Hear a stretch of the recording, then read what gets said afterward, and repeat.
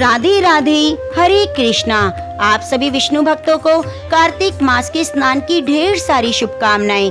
जो भी भक्त कार्तिक स्नान पूरे माह नहीं कर पाया है वे एकादशी से लेकर पूर्णिमा तक भीष्म पंचक का व्रत करके स्नान दान व्रत जरूर करे, तो उससे पूरे माह के कार्तिक स्नान का पुण्य फल प्राप्त होता है। यदि आप व्रत भी नहीं करते तो केवल 5 दिन स्नान करें, भगवान के सामने दीप प्रज्वलित करें और भगवान की कथाओं को सुनें, तो उससे भी आपको पुण्य फल की प्राप्ति होती है। हाँ, लेकिन इन 5 दिनों में आपको शुद्ध सात्विक भोजन ही ग्रहण करना चाहिए। तो आज मैं आपको सुनाने जा रही हूँ संपूर्ण कार्तिक मास का पुण्य फल देने वाले कार्तिक मास महात्म्य की संपूर्ण कथाएं। इन कथाओं को आप नित्य प्रति जरूर सुनिएगा और साथ ही कार्तिक स्नान की कथाएं, तुलसी माता की महिमा। तो आइए भगवान श्री हरि के चरणों का ध्यान करते हैं, अपने मन को वृंदावन की गलियों में ले चलते हैं, जहां पर भगवान श्री कृष्ण कार्तिक मास की महिमा का वर्णन कर रहे हैं। तो आइए सुनिए इस पवित्र कथा को। कथा सुनाने से पहले आपसे निवेदन है कि आप कथा को सुनते हुए कमेंट बॉक्स में कार्तिक मास की जय, लक्ष्मी नारायण भगवान की जय जरूर लिखिएगा। और यदि कथा अच्छी लगती है तो चैनल को सब्सक्राइब करके बगल में बनी घंटी को दबा लीजिएगा। ओम श्री गणेशाय नमः। नारद जी से ये कथाएं महाराजा पृथु सुन रहे थे।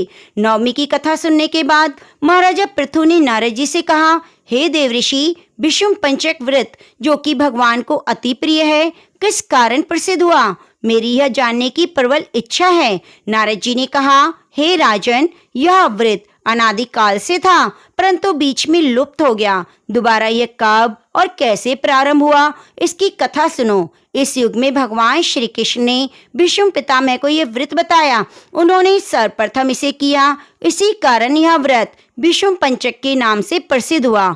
हे राजा पृथु, महाभारत युद्ध से पहले पांडवों की ओर से जब भगवान श्री कृष्ण कौरवों को समझाने के लिए गए, तब सर्वप्रथम वे विदुर जी के पास गए। विदुर जी ने उनका आदर सत्कार किया।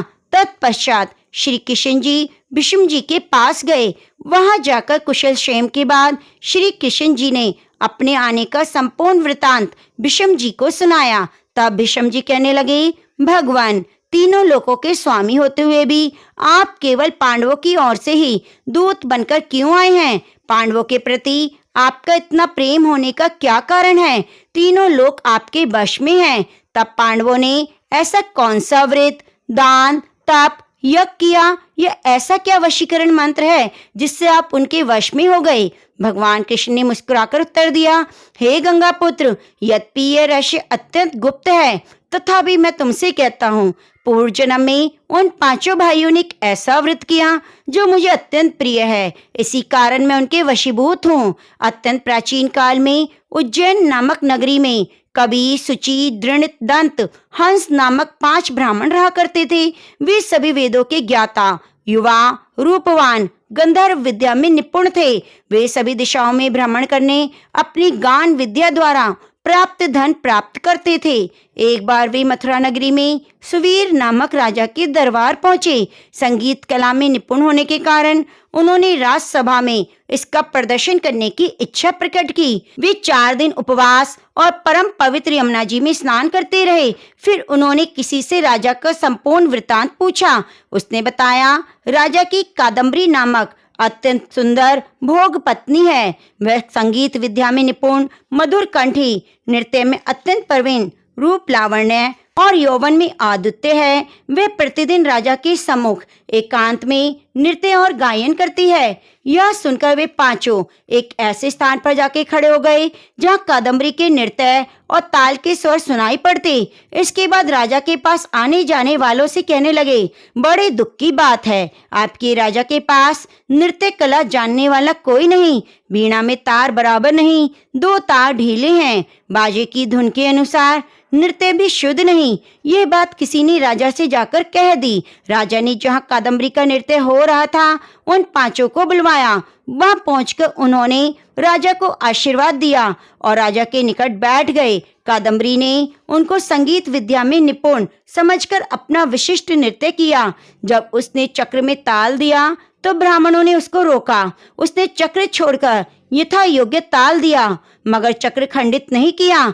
कादम्बरी के इस गुण और रूप माधुरी को देखकर पांचों उस पर मोहित हो गए। कादम्बरी भी उन पांचों को देखकर मोहित हो गई। उसने रात्रि के समय गुप्त रूप से अपनी एक सहेली के हाथ उन पांचों को संदेश भेजा कि तुम में से एक प्रतिदिन नगरी के उत्तर की ओर यमुना नदी तट के समीप लताओं से घिरे निर्जन अनंत नामक तीर्थ में मेरे पास आकर अपनी अपनी विद्या और गुण का प्रदर्शन करे। उस समय मैं भी वीणा और राग का कौशल दिखाऊंगी। आगे की घटनाएं सुनाते हुए भगवान ने कहा, एक ब्रह्मचारी जो मेरा भक्त था, दुष्ट संगति से बचने के लिए गांव से अत्यंत दूर रहता था। उन दिनों वह विष्णु पंचक व्रत करके देवालय में मेरा पूजन किया करता। कार्तिक शुक्ला एकादशी के दिन उन ब्राह्मणों में से कवि नाम का बड़ा भाई भी उस देवालय में आया। कादम्बरी भी पहुंच गई। वह मेरे भक्त ने जिस प्रकार पूजन किया, कवि नामक ब्राह्मण ने भी वैसा ही किया। उसके बाद वीणा लेकर गायन प्रारंभ किया। मेरा भक्त क्योंकि अपने मन पर विजय प्राप्त कर चुका था, इस कारण गायन सुनकर उसे क्रोध नहीं आया। कादम्बरी और कवि समस्त रात्रि गायन नृत्य करते रहे। प्रातःकाल ब्रह्मचारी भक्त को गोबर का आचमन करते देख कवि ने भी वैसा ही किया। इसके बाद कादम्बरी अपने महल में चली गई। ब्रह्मचारी की संगति और रात्रि जागरण के कारण कवि के समस्त पाप दूर हो गए। अतः द्वादशी के दिन वे अपना समस्त द्रव्य दान करके विरक्त हो गया। दूसरे दिन शुचि आया। उसने भी रात्रि भर कादम्बरी के साथ नृत्य गायन किया और ब्रह्मचारी की भांति पूजन करके गौमूत्र का आचमन किया। प्रातःकाल होते ही वह भी संपूर्ण धन दान करके सन्यासी हो गया। उसने निश्चय किया, जिस प्रकार कादम्बरी नृत्य गायन और रूप को देखकर ब्रह्मचारी का मन चलायमान नहीं हुआ, उसी प्रकार मुझे भी मन को वश में करना चाहिए।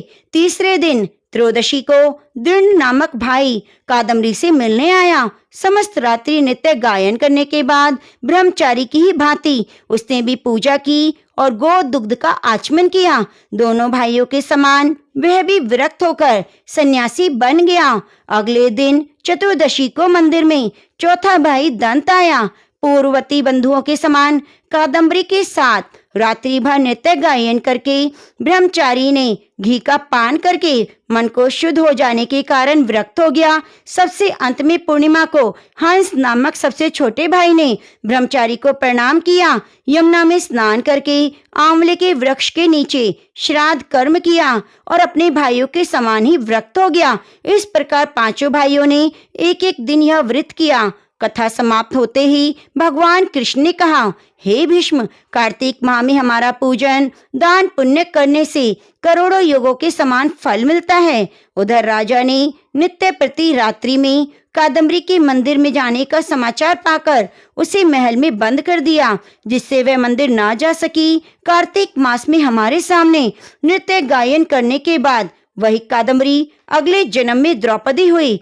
हंस नाम वाला ब्राह्मण आंवले के वृक्ष के नीचे श्राद्ध करने से युधिष्ठिर हुआ। एकादशी के जागरण के कारण कवि अर्जुन, सुचि सहदेव, दंत नकुल और दृढ़ नाम वाला ब्राह्मण प्राकर्मी भीम हुआ। हे भीष्म, वस्तुतः पूर्व जन्मों में पांडवों द्वारा किए गए इस व्रत के कारण ही मैं उनके वशीभूत हो गया हूँ। आगे ब्रह्मा जी ने कहा, हे नारद, कार्तिक शुक्ला एकादशी को भगवान विष्णु अपने 4 मास के शयन के बाद उठते हैं, इसलिए उसे हरि प्रबोधिनी एकादशी कहा जाता है। इस एकादशी का व्रत करने से वाजपेय यज्ञ का फल मिलता है और साथ ही अनेक जन्मों के पाप नष्ट हो जाते हैं। 4 महीने को जो व्रत होता है वह इसी दिन समाप्त होता है। इस दिन व्रत करने वाला ओम नमो भगवते वासुदेवाय मंत्र का जाप और रात्रि जागरण करे तो वर्ष भर की सभी एकादशियों का फल मिलता है। इस एकादशी का व्रत सभी प्रकार की सिद्धियां और अंत में मोक्ष प्रदायक है। भगवान विष्णु की विशेष पूजा और देवताओं के जगाने के उपलक्ष्य में समारोह करना चाहिए। इस व्रत के साथ साथ विष्णु पंचक व्रत करने वाले को तो प्रभु के विशिष्ट प्रिय पात्र बन जाते हैं। विष्णु पंचक व्रत कार्तिक शुक्ला एकादशी से प्रारंभ होकर पूर्णिमा को समाप्त होता है। इस दिन ऋषि पितृ तर्पण करना चाहिए। विष्णु पंचक व्रत में वसु के अवतार, शांतनु नंदन, चंद्रवंश में उत्पन्न व्याघ्रपद गोत्र संस्कृत प्रवर, संतति रहित, गंगा के पुत्र, सत्यव्रत धारण करने वाले आजन्म ब्रह्मचारी भीष्म जी का प्रतिदिन तर्पण करने से वर्ष भर के पाप नष्ट हो जाते हैं। भीष्म पंचक व्रत करने वाला पूर्णमासी और एकम को खीर का भोजन ब्राह्मणों को करावे, यथाशक्ति दान दक्षिणा देकर संतुष्ट करे और स्वयं भोजन करे। चातुर्मास व्रत करने वाले व्यक्ति को 4 मासों में जिन वस्तुओं का त्याग किया है वे भी आज के दिन चतुर्मास पूर्ण कर आज से दोबारा उन वस्तुओं का प्रयोग आरंभ कर सकते हैं। आगे कथा को बढ़ाते हुए 88,000 ऋषि मुनियों से सूत जी ने कहा, हे ऋषियों, कार्तिक शुक्ला द्वादशी को ध्वजारोहण करने से सभी पाप नष्ट हो जाते हैं। चारों वर्ण में से जो कोई भगवान के मंदिर में झंडी लगाता है वे ब्रह्मा जी और अन्य देवताओं द्वारा सम्मानित होकर विष्णु लोक को प्राप्त होता है। इस बारे में जो कुछ नारद जी ने राजा पृथु से कहा वह कथा मैं तुम्हें सुनाता हूँ, ध्यान पूर्वक सुनो। देव ऋषि नारद जी ने कहा, हे राजन, इस संबंध में एक अत्यंत प्राचीन इतिहास सुनो। बहुत पहले सतयुग में सुमति नामक एक चंद्रवंशी राजा था जो भगवान का परम भक्त था। सब द्वीपों में उसका शासन था। उसकी रानी सत्यवती भी ईश्वर भक्त अत्यंत पतिव्रता थी। वे भगवान के सामने नृत्य करती। कार्तिक शुक्ला द्वादशी को भगवान के मंदिर में ध्वजा बांधा करती। एक दिन भिवांडक ऋषि वहां पधारे। राजा रानी ने उनका आदर सत्कार किया। ध्वजारोहण करते देखकर ऋषि ने कहा, हे राजन, भगवान को प्रसन्न करने के और भी अनेक साधन हैं, तब आपकी ध्वजारोहण में इतनी श्रद्धा क्यों है? यह सुनकर राजा ने कहा, हे मुनि, इसका अत्यंत अद्भुत और एक इतिहास है, मैं आपको सुनाता हूँ। राजा ने कहा, पूर्व जन्म में मेरा नाम मालिनी था। मैं ब्राह्मण होकर भी द्वेषी, कुकर्मी, महापापी, वैश्यगामी था। इन कुकर्मों के कारण मेरे बंधु बांधवों ने मुझे घर से निकाल दिया। इसके बाद वन में जाकर मैं एक टूटे फूटे मंदिर में विष्णु भगवान का जो था गया। मैं रहने लगा। जीव जंतु मृग मारकर अपनी उदर पूर्ति किया करता। एक दिन विंध्याचल पर्वत पर रहने वाली कोकिलीन नामक एक निषाद कन्या, जिसने अपने पति को मार दिया था, भूख से व्याकुल होकर वहां आई और मेरे पास रहने लगी। संयोगवश कार्तिक शुक्ला द्वादशी को हमने कपड़े को बांधकर झंडी सी बनाई और दोनों मदिरा पीकर झंडी हाथ में लिए सारी रात भगवान की मूर्ति के आगे नृत्य करते रहे। नृत्य करते रहने के कारण प्रातःकाल हम दोनों की मृत्यु हो गई। तब यमदूत हमें यम फांस में बांधकर मारते हुए यमराज के पास ले गए। उसी समय भगवान विष्णु के दूत विमान लेकर वहां आए। यमदूतों को धिक्कारते हुए बोले, तुम सिर्फ पापियों को यमपुरी ले जा सकते हो, धर्मात्माओं को नहीं। इस पर यमदूत भी क्रोधित होकर बोले, ये दोनों महापापी हैं, जीवन भर कोई भी पुण्य कर्म नहीं किया, इसी कारण हम इन्हें यमपुरी लाए हैं। तब विष्णु पार्षदों ने कहा, यह अत्यंत खेद की बात है, तुम्हें धर्म और अधर्म का तनिक भी ज्ञान नहीं। यह ठीक है, जीवन भर ये पाप कर्मों में लिप्त रहे, लेकिन कार्तिक शुक्ला द्वादशी को इन्होंने भगवान के मंदिर में ध्वजारोहण कर नृत्य गायन किया। इससे सभी पाप नष्ट हो गए। अतः वे विष्णु लोक जाने के अधिकारी हैं, भले इन्होंने अनजाने में यह सब कार्य किया। इसके बाद विष्णु पार्षद विमान में बिठाकर विष्णु लोक ले गए। अपनी कथा समाप्त करते हुए राजा सुमति ने कहा, पूज्यवर ऋषिवर, अनजाने में ध्वजारोहण का ऐसा फल तो श्रद्धा पूर्वक कार्तिक शुक्ला द्वादशी को ध्वजारोहण करने से जितना फल प्राप्त होता है उसका तो वर्णन नहीं किया जा सकता। इतनी कथा सुनकर भिवांडक ऋषि तप करने चले गए। इसके आगे महाराजा पृथु ने नारद जी से निवेदन किया, हे मुनिवर, अब आप कृपया करके कार्तिक मास के व्रत के उद्यापन की विधि सुनाने की कृपा करें। नारद जी बोले, हे राजन, कार्तिक शुक्ला चतुर्दशी को कार्तिक मास के व्रत की संपूर्णता के लिए उद्यापन करना चाहिए। संपूर्ण घर में गोबर का चौका लगाकर तुलसी के ऊपर मंडप बनावें। द्वारों पर मिट्टी के 4 द्वारपाल स्थापित करें। पुण्यशील, सुशील, जय और विजय रखें। फिर तुलसी के समीप सर्वोत्र भद्र चक्र बनाकर उसके समीप 5 रतन युक्त कल स्थापित करें। लक्ष्मी नारायण भगवान की मूर्ति को रखकर फिर नवग्रह, उपग्रह, 10 दिक्पाल, 5 लोकपाल स्थापित करें। सबसे पहले स्वस्ति वाचक करके गणेश जी और विष्णु आदि देवता को षोडोपचार पूजन करें। भगवान को पीले रंग के सुंदर रेशमी पोशाक पहनाएं, फिर ब्राह्मणों को भोजन कराएं, गौ की पूजा करके गोदान दें, एक ब्राह्मण को सपत्नी भोजन कराएं, दोनों को वस्त्र दें, आभूषण पात्र दक्षिणा देकर दंडवत प्रणाम करके आशीर्वाद प्राप्त करें। ये सब कार्य श्रद्धा पूर्वक करने से व्रत का पूर्ण फल प्राप्त होता है और अंत में विष्णु लोक की प्राप्ति होती है। जो व्यक्ति कार्तिक के इस व्रत को कहता है, सुनता है, देखता है, उसको भी चौथाई फल मिलता है। कथा को आगे बढ़ाते हुए उद्यापन का पूर्ण विधि विधान बतलाने के बाद सूत जी बोले, हे ऋषियों, यदि किसी ने उद्यापन का सामर्थ्य न हो तो कुछ ब्राह्मणों को भोजन करा दें। भोजन न मिले तो गाय, पीपल, बट वृक्ष का पूजन करें, क्योंकि पीपल विष्णु का और वट शिव जी का रूप है। इसी प्रकार पलाश ब्रह्मा जी का रूप है। यह सुनकर ऋषियों ने कहा, हे सूत जी, ब्रह्मा, विष्णु, शिव जी वृक्ष भाव को किस प्रकार प्राप्त हुए, ये बताने की कृपा करें। सूत जी ने कहा, हे ऋषियों, किसी समय शिव पार्वती एकांत में विराजमान थे। उस समय देवताओं द्वारा भेजे गए अग्नि देव द्वारा उनके एकांतवास में विघ्न उपस्थित हुआ। इस पर पार्वती जी ने क्रोधित होकर देवताओं को श्राप दिया कि तुम वृक्ष हो जाओ। तब विष्णु गया में जाकर पीपल और शिव काशी में अक्षय वट और ब्रह्मा जी पलाश हो गए। तभी से पीपल और बट वृक्ष का पूजन होता है। तब ऋषियों ने पूछा कि शनिवार को पीपल का पूजन होता है मगर रविवार को नहीं, इसका क्या कारण है, कृपया करके बताइए। सूत जी ने कहा, हे ऋषियों, समुद्र मंथन के समय 14 रत्नों में से कौस्तुभ मणि और लक्ष्मी जी को प्राप्त करने के बाद भगवान विष्णु लक्ष्मी जी से विवाह करने के लिए तैयार हुए। तब लक्ष्मी जी ने कहा, मेरी बड़ी बहन दरिद्रा अविवाहित है, पहले उसका विवाह होना चाहिए।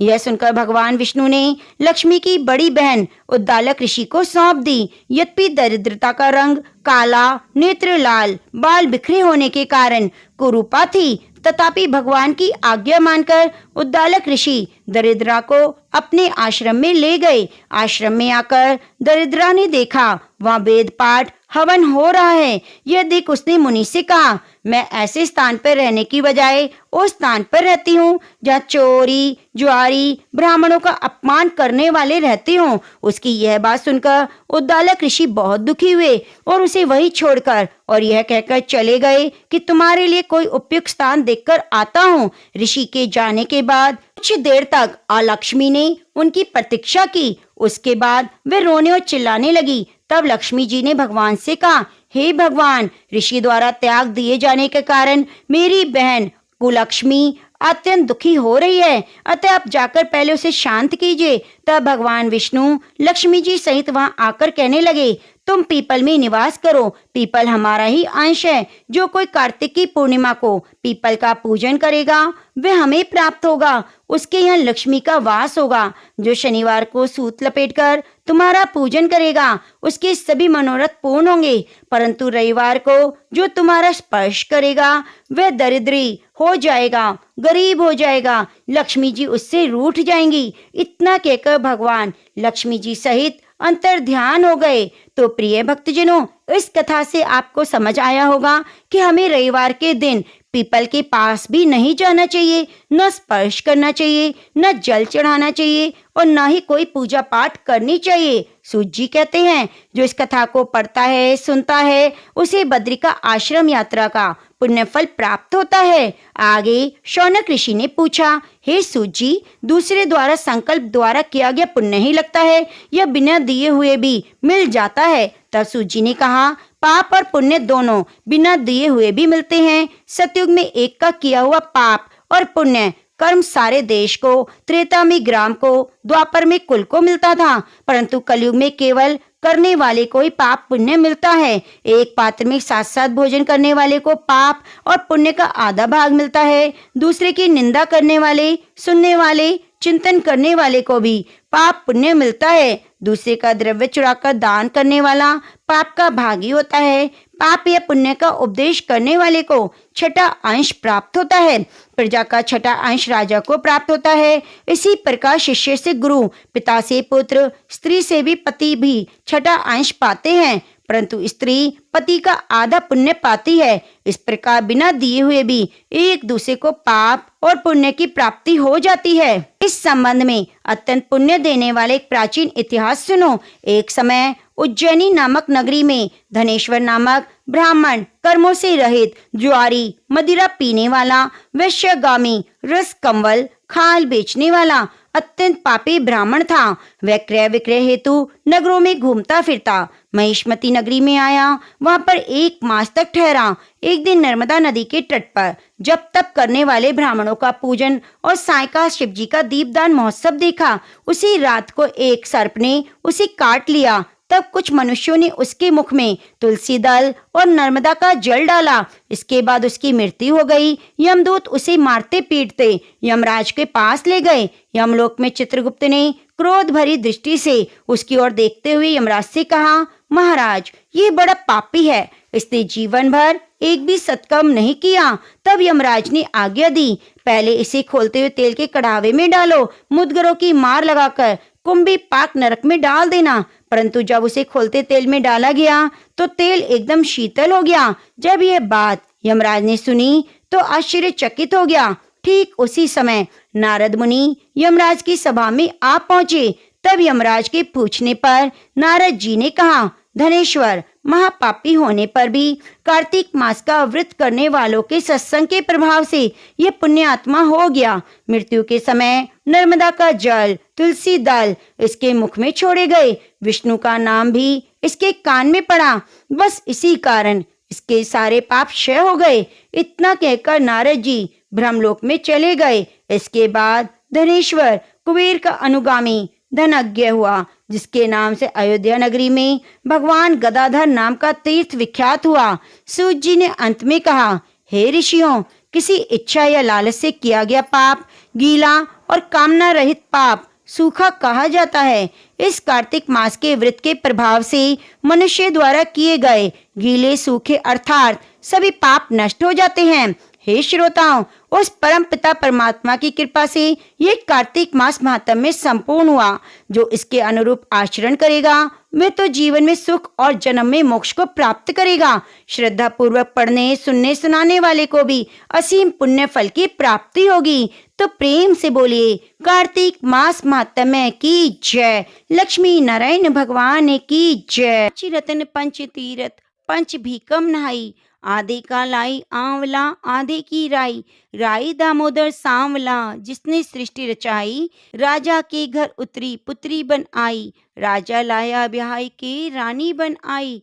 4 चक्कर 4 मक्कर 4 दिए की लौ। मैं तुमसे पूछूं श्री कृष्ण जी, मेरा निस्तारा कब होए? जब आएगा कार्तिक का महीना तब निस्तारा होए।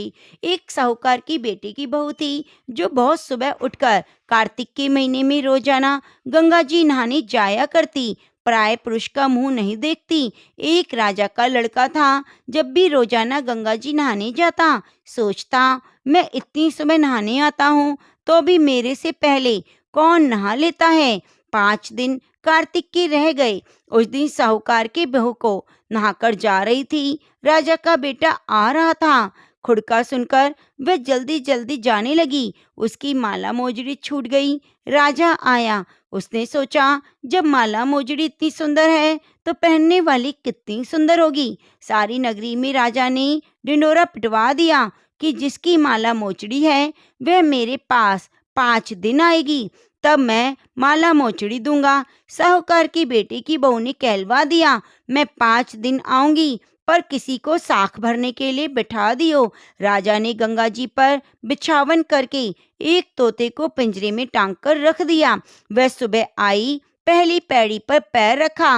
वह बोली, हे कार्तिक के ठाकुर जी, राई दामोदर, 5 पांडु, छठो नारायण, भीष्म राजा, उस पापी को नींद आ जाए। मैं सत की हूँ तो मेरा सत रखना। राजा को नींद आ गई। वह नहा धोकर जाने लगी तो तोते से बोली, सुआ सुआ सुपटा गले, हार रखियो मेरो बीरा। सुआ बोला, कोई वीरा भी साख भरता है क्या? तो वह बोली, सुआ सुआ सुपटा पग घालूंगी, नेवर साख भरियो मेरा देवर। सुआ ने कहा, अच्छा भाभी, मैं साख भरूंगा। वह तो कहकर चली गई। राजा हड़बड़ाकर उठा, सुआ से पूछा, सुआ सुआ, वे आई थी, कैसी थी? सुआ बोला, आभा की सी बिजली, होली की सी झल, केला की सी कामनी, गुलाब का सा रंग। राजा ने सोचा, कल मैं अपनी उंगली में चीरा लगाकर बैठ जाऊंगा तो नींद नहीं आएगी। दूसरे दिन उंगली में चीरा लगाकर बैठ गया। वह आई, उसने वैसे ही प्रार्थना की कि बस उसको नींद आ जाए। उसने कहा, हे कार्तिक के ठाकुर, राई दामोदर, पांचू पांडु, छठो नारायण, भीष्म राजा, उस पापी को नींद आ जाए। तो उसको नींद आ गई। नहाकर जाने लगी तो सुआ ने साख भर दी। राजा ने उठते ही फिर सुआ से पूछा। सुआ ने कल के जैसा ही जवाब दिया। उसने सोचा, कल तो मैं आंख में मिर्च डालकर बैठ जाऊंगा। तीसरे दिन आंख में मिर्च डालकर बैठ गया। सारी रात हाय हाय करके बिताई। अब वह आई तो साहूकार की बहू ने फिर से प्रार्थना की, हे ठाकुर जी, कार्तिक के, राई दामोदर, पांचू पांडव, छठो नारायण, भीष्म राजा, उस पापी को नींद आ जाए। तो राजा को नींद आ गई। अब वह जब नहा धोकर जाने लगी तो सुआ से बोली, सुआ सुआ, सुपटा पग खा लूंगी, नेवर साख भरियो मेरा देवर। और उसने कहा, ठीक है भाभी, मैं साख भर दूंगा। अब राजा ने सोचा, कल तो मैं कांटों की सेज बिछाकर बैठूंगा। चौथे दिन कांटों की सेज बिछाकर बैठा। चौथे दिन उस पर बैठकर हाय हाय करता रहा।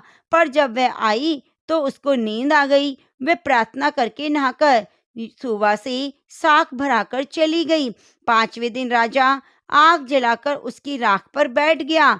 उस दिन भी उसने प्रार्थना की, हे कार्तिक के ठाकुर, राई दामोदर, पांचू पांडव, छठो नारायण, भीष्म राजा, मेरी लाज रखियो, मैं सत की हूँ तो उसे नींद आ जाए। अब वह प्रार्थना करी तो राजा को नींद आ गई। उसने सुआ से साख भरवा ली और कहा कि पापी से कह दियो, मेरे 5 दिन पूरे हो गए, अब मेरी माला मोजड़ी मेरे घर भेज देगा। राजा ने उठते ही सुआ से पूछा, वह आई थी क्या? आई थी, अपनी माला मोजड़ी मंगाई है। थोड़े दिन बाद राजा के कोढ़ निकल आया। त्राही त्राही पुकारने लगा। ब्राह्मण को बुलाकर पूछा, सारे शरीर में जलन कैसे लगी है? ब्राह्मण बोला, यह कोई पतिव्रता स्त्री के पाप का घड़ा है जिससे लगी है। राजा ने पूछा, अब कैसे ठीक होगा? ब्राह्मण बोला, उसको तुम धर्म की बहन बनाओ, उसके नहाए हुए जल से नहाओगे तो तुम्हारा जलन कोढ़ ठीक हो जाएगा। राजा माला मोचड़ी लेकर उसके घर गया और साहूकार से बोला, तेरी बहू गंगा पर भूल गई थी, ये उसे दे देना और कह देना कि वह अपने नहाए हुए जल से मुझे नहला दे। साहूकार बोला, वह तो प्राय पुरुष का मुंह भी नहीं देखती, तू नाली के नीचे बैठ जा, वह नहाएगी तो तेरे ऊपर पानी पड़ जाएगा। राजा नाली के नीचे बैठ गया। वह नहाया, जल गिरने से उसकी काया कंचन सी हो गई। हे पंच भिखु देवता, जिसे साहूकार की बहू का सत रखा वैसा सबका रखियो। तो प्रेम से बोलो, कार्तिक के ठाकुर की जय। एक ब्राह्मण और ब्राह्मणी थे। वे गंगा यमुना नहाने के लिए 7 कोस पैदल चलकर जाते, जिससे ब्राह्मणी बहुत थक जाती। एक दिन ब्राह्मणी बोली, यदि मेरा कोई बेटा होता तो घर बहू आती, घर में सारा काम किया हुआ मिलता, खाना बना मिलता, कपड़े धुले हुए मिलते। ब्राह्मणी की बात सुनकर ब्राह्मण बोला, तूने बड़ी बात कही, ला मैं तेरे लिए बहू ला देता हूँ। तू एक पोटली में चून बांध दे, थोड़ी सी मोहर अशर्फी रख दे। ब्राह्मणी ने ऐसा किया। पोटली लेकर ब्राह्मण चल दिया। कुछ दूरी पर यमुना जी के किनारे लड़कियां अपनी अपनी मिट्टी के घर बनाकर खेल रही थी। उनमें से एक लड़की बोली, मैं तो अपना घर नहीं बिगाड़ती, मुझे तो रहने के लिए चाहिए। वही लड़की ब्राह्मण के मन को भा गई। ब्राह्मण मन में सोचने लगा, लड़की कितनी समझदार है। वह उस लड़की के पीछे पीछे चल दिया। जब लड़की अपने घर पहुंची तो ब्राह्मण बोला, बेटी मैं भूखा हूँ, अपनी माँ से पूछो क्या वह मुझे 4 रोटी देगी। कार्तिक का महीना है, मैं किसी के घर की रोटी नहीं खाता, परंतु मेरे पास चून है, अपनी माँ को दे दो, कहना इसे छान लेंगी। लड़की ने कहा, ठीक है बाबा, आप यहाँ बैठिए। अंदर जाकर लड़की ने अपनी माँ से कहा, माँ, बाहर एक बाबा आए हैं, उनके लिए रोटी बना दो। ये आटा छान लो। माँ ने आटा छाना तो मोहर अशर्फी निकली। माँ सोचने लगी, जिसके आटे में इतनी अशर्फी, उसके घर कितनी होंगी। जब ब्राह्मण रोटी खाने बैठा तो माँ बोली, बाबा क्या तुम अपने बेटे की सगाई करने जा रहे हो? ब्राह्मण ने कहा, मेरा लड़का तो काशी जी पढ़ने गया है, अगर तुम कहो तो खंडे कटारे से तुम्हारी लड़की को ब्याह कर ले जाऊं। माँ बोली, अच्छी बात है। ब्राह्मण उसे ब्याह कर ले आया। घर आकर ब्राह्मण बोला, रामू की माँ किवाड़ खोलो, देख मैं तेरे लिए बहू लाया। ब्राह्मणी बोली, दुनिया तो बोली मारती है, आप भी मारने लगे। हमारे तो 7 जन्म भी बेटा नहीं, तो बहू कहाँ से आएगी? ब्राह्मण ने कहा, नहीं तो दरवाजा खोल। ब्राह्मणी ने दरवाजा खोला तो देखा सचमुच बहू खड़ी थी। सास आदर सम्मान के साथ बहू को अंदर ले आई। अब तो ब्राह्मण ब्राह्मणी नहाने जाते, पीछे से बहू सारा काम करती, खाना बनाती, कपड़े धोती, वापस आने पर सेवा करती। इस तरह बहुत समय व्यतीत हो गया। सास बोली, बहू चूल्हे की आंच ना बुझने दीजो, मटके का पानी ना खत्म होने दियो। एक दिन चूल्हे की आंच बुझ गई। बहू भागकर पड़ोसन के पास गई। पड़ोसन से बोली, मेरी चूल्हे की आंच बुझ गई है, थोड़ी सी आंच दे दो, मेरे सास ससुर आते होंगे, सुबह 4 बजे के गंगा यमुना नहाने गए हुए हैं। पड़ोसन बोली, तू तो बाबली है, तुझे यूं ही उठाकर ले आए, इनके तो 7 जन्म तक कोई बेटा नहीं। बहू बोली, इनका बेटा काशी पढ़ने गया है। पड़ोसन ने कहा, नहीं ये झूठ बोल रहे हैं। बहू ने पड़ोसन से पूछा, अब मैं क्या करूं? पड़ोसन ने कहा, जब वो आए उन्हें जली हुई रोटी देना, अलूनी दाल देना, खीर की कलछी दाल में, दाल की कलछी खीर में कर देना। उसने ऐसा किया। सास ससुर आए तो बहू ने ना तो आदर सत्कार किया, न कपड़े सीधे किए, न खाना परोसा। खाना देकर सास बोली, बहू ये क्या है? यह तो जली हुई रोटी अलूनी दाल है। बहू बोली, सासू जी खा लो, अगर एक दिन खाना खा लोगी तो कुछ नहीं होगा, मुझे तो जीवन भर अलूनी रहना है। सासू ने सोचा, बहू को पड़ोसन की सीख लग गई। रात को तो बहू सो गई। सुबह होते ही वह फिर पड़ोसन के पास गई। बोली, अब क्या करूं? पड़ोसन ने कहा, तू 7 कोठों की चाबी मांग लेना। जब सास ससुर नहाने के लिए जाने लगे तो बहू अकड़कर उनके सामने खड़ी हो गई। बोली, बाद में जाना, मुझे 7 कोठों की चाबी दे दो। ससुर बोला, चाबी दे दो, आज भी इसका कल भी इसका। सासू ने चाबी दे दी। पीछे से बहू ने कोठों को खोलकर देखा तो किसी में अन्न, किसी में धन, किसी में बर्तन, किसी में कपड़े के अटूट भंडार बढ़े हुए थे। जब बहू ने 7वां कोठा खोलकर देखा तो उसमें गणेश लक्ष्मी, पीपल पथवारी, कार्तिक के ठाकुर जी, राई दामोदर, तुलसा जी का बिड़ला, 36 करोड़ देवी देवता विराजमान हैं। गंगा यमुना बह रही है, तिलक छापे लगाए, एक लड़का चौकी पर बैठा माला जप रहा है। बहू उसको देखकर बोली, तू कौन? वह बोला, मैं तेरा पति। दरवाजा बंद कर दे, मेरे माँ बाप आएंगे तब खोलियो। यह देखकर बहू खुश हो गई। उसने तरह तरह के भोजन बनाए, 16 श्रृंगार किया। सास ससुर आए, उन्हें खाना खिलाया, कपड़े धोए, सेवा की। ब्राह्मण बोला, बहू तो धन देखकर राजी हो गई। बहू सास के पैर दबाती हुई बोली, माँ जी आप हर रोज इतनी दूर गंगा यमुना नहाने क्यों जाती हो? घर पर ही नहा लिया करो। सास बोली, अरे घर पर भी कभी गंगा यमुना बहती है। बहू बोली, हाँ माँ जी, चलो मैं दिखाती हूँ। उसमें 7वां कोठा खोलकर दिखाया तो गणेश लक्ष्मी, पीपल पथवारी, तुलसी जी, कार्तिक के ठाकुर, राई दामोदर, शिव पार्वती, 36 करोड़ देवी देवता विराजमान हैं। गंगा यमुना बह रही है। तिलक छापे लगा एक लड़का चौकी पर बैठा माला जप रहा है। माँ बोली, तू कौन? लड़का बोला, मैं तेरा बेटा। माँ बोली, तू कहाँ से आया? लड़का बोला, मुझे कार्तिक के देवता ने भेजा है। माँ बोली, बेटी यह दुनिया कैसे मानेगी, तू मेरा बेटा है। उसने पंडित से पूछा।